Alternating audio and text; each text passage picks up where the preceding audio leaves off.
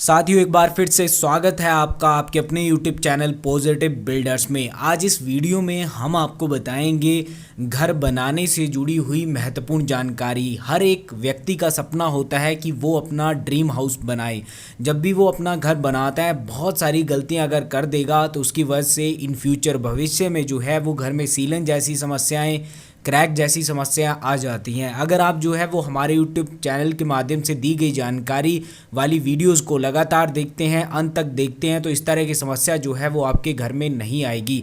नमस्कार साथियों, मैं हूं अविनाश शर्मा। एक बार फिर से आपका स्वागत करता हूं आपके अपने यूट्यूब चैनल पॉजिटिव बिल्डर में। आइए शुरू करते हैं आज की महत्वपूर्ण वीडियो। आज मैं आपको प्लास्टर से जुड़ी हुई 4 महत्वपूर्ण बातें बताऊंगा। अगर आप प्लास्टर के दौरान इन सभी बातों का ध्यान रखेंगे, कभी भी आपके प्लास्टर में दरारें नहीं आएंगी, आपके प्लास्टर में स्वेलिंग नहीं होगी और ना ही ब्लिस्टरिंग जैसी समस्याएं या फिर इस तरह के डिफेक्ट जो है वो आपके प्लास्टर में आएंगे। तो जानते हैं कौन सी बातें हैं, किन बातों का हमें जो है वो ध्यान रखना है जब हम अपने घर में प्लास्टर करवाते हैं। सबसे पहले जानेंगे कि प्लास्टर जो है वो क्यों किया जाता है। घर की दीवारों पर प्लास्टर करने से घर की दीवारों को एक अच्छी फिनिशिंग मिलती है, आसानी से पेंट किया जा सकता है उसके ऊपर। इसी के साथ मौसम की वजह से जिस तरह के भी वेदर इफ़ेक्ट जो है वो हमारे घर की सतह या फिर दीवारों पर आते हैं, उनसे जो है वो सुरक्षित रखता है आपके घर को, और सीलन को भी कुछ हद तक जो है वो कम करने में प्लास्टर हमारी सहायता करता है। तो प्लास्टर करवाना क्यों ज़रूरी है उसके बारे में हमने जान लिया। अब जानते हैं कि कौन सी बातों का आपको प्लास्टर करते समय ध्यान देना है। सबसे पहले आपको ध्यान रखना है, अगर आपके मेशन ने प्लास्टर करने से पहले दीवारों को अच्छे से गीला नहीं किया है तो आप जो है वो ध्यान दीजिए, आपको दीवारों को अच्छे से गीला करना है। अगर आप दीवारों को अच्छे से गीला नहीं करेंगे तो आपके प्लास्टर का जो मोटार होगा, दीवारें उसमें लगी ईंटें जो हैं वो पानी को एब्जॉर्ब करेंगी और जो बॉन्ड है प्लास्टर और ईंटों के बीच में या फिर दीवारों के बीच में जो है वो बॉन्ड मजबूत नहीं बन पाएगा, जिसकी वजह से कुछ समय के बाद जो है वो आपका प्लास्टर दीवारों से पील ऑफ होकर नीचे गिर जाएगा। ब्लिस्टरिंग या फिर स्वेलिंग जैसी समस्याएं जो है वो आपके दीवारों में प्लास्टर में जो है वो आ सकती है। तो आप जो है वो दीवारों को प्लास्टर करने से पहले अच्छे तरीके से जो है वो गीला कर लें। तो प्लास्टर करने के लिए जो मोटार बनाया जाता है, आपको जो है वो कम मात्रा में मोटार बनाना है। इतनी मात्रा में आपको मोटार बनाना है जो 30 मिनट से पहले यूज़ हो जाए। मैंने बहुत बार आपको बताया है कि सीमेंट की जो है वो इनिशियल सेटिंग टाइम 30 मिनट होता है। साथियों, कई बार क्या होता है कि घर की कंस्ट्रक्शन के दौरान जो है वो प्लान चेंज होता है। आप जो है वो चाहते हैं कि दीवार यहाँ पर नहीं बननी चाहिए, दीवार 1 फीट आगे बनानी है। तो इस कंडीशन में आपको हमेशा ध्यान देना है कि जहाँ पर प्लिंथ बीम होगा आप उसके ऊपर ही दीवार बनाएं। देखिए, पीसीसी फ्लोरिंग के ऊपर आप कभी भी दीवार ना बनाएं, आपको दीवार को प्लिंथ बीम के ऊपर ही बनाना है।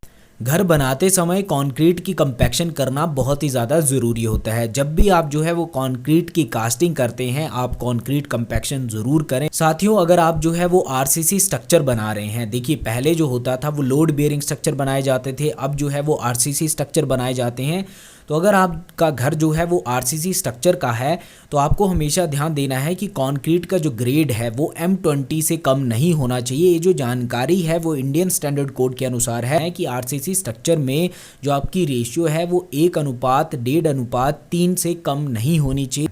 अब बात करते हैं घर में दीवारों की। देखिए, जब भी आप जो है वो ब्रिक मशीनरी का काम करते हैं, दीवारें बनाते हैं, तो ईंट की दीवार की जो मोटाई है, अगर आप जो है वो बाहरी दीवारें बना रहे हैं, एक्सटर्नल वॉल बना रहे हैं, तो आपको हमेशा ध्यान देना है कि बाहरी दीवारों की जो मोटाई है वो आपको 9 इंच रखनी है। 9 इंच जो है वो आउटर वॉल जो है उसकी थिकनेस होनी चाहिए। अगर आप पार्टीशन वॉल बनाना चाहते हैं, अंदर की दीवारें बना रहे हैं, तो आपको हमेशा ध्यान देना है कि इंटरनल वॉल की जो थिकनेस है वो 4 इंच होनी चाहिए।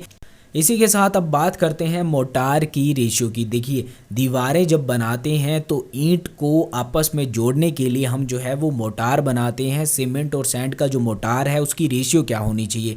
अगर आप जो है वो 9 इंच की दीवार बना रहे हैं तो आपको जो है वो मोटार की रेशियो को 1:6 रखना है, जिसमें 1 बैग जो है वो सीमेंट का होगा और 6 बैग जो हैं उसमें रेत के यानी कि सैंड के होंगे।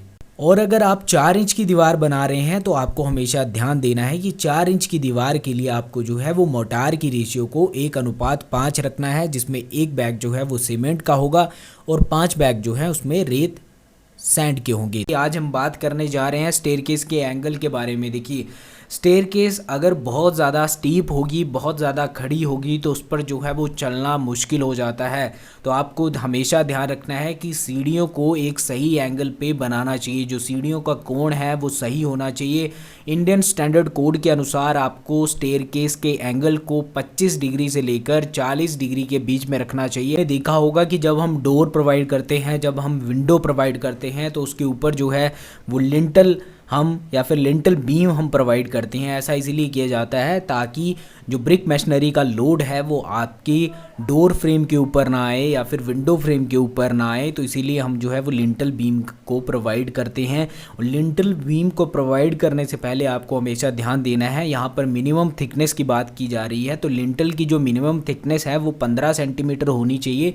और आपको हमेशा ध्यान रखना है कि आपको जो है वो लिंटल को ज़रूर प्रोवाइड करना है। इन फ्यूचर जो है वो आपकी फ्रेम, डोर फ्रेम जो है वो ख़राब हो जाती है, आपको चेंज करनी है, उसके साइज़ को कम या ज़्यादा करना है। आप अगर लिंटल बीम प्रोवाइड करेंगे तो ऐसा आप कर सकते हैं। तो आपको लिंटल बीम को प्रोवाइड करना बहुत ही ज़्यादा ज़रूरी है। वीडियो में आगे बढ़ते हैं। अब बात करेंगे मिनिमम थिकनेस ऑफ स्लैब के बारे में। जानकारी आपको दूंगा। जब भी आप छत की ढलाई करते हैं आपको हमेशा ध्यान देना है कि स्लैब की जो मिनिमम थिकनेस है वो 125 mm होनी चाहिए। इससे कम जो है वो अपने स्लैब की थिकनेस को नहीं रखना है। पैरापेट वॉल के बारे में, आपकी सेफ्टी और सिक्योरिटी को ध्यान में रखते हुए पैरापेट वॉल बनाई जाती है। पैरापेट वॉल जो है वो स्लैब के चारों तरफ बनाई जाती है।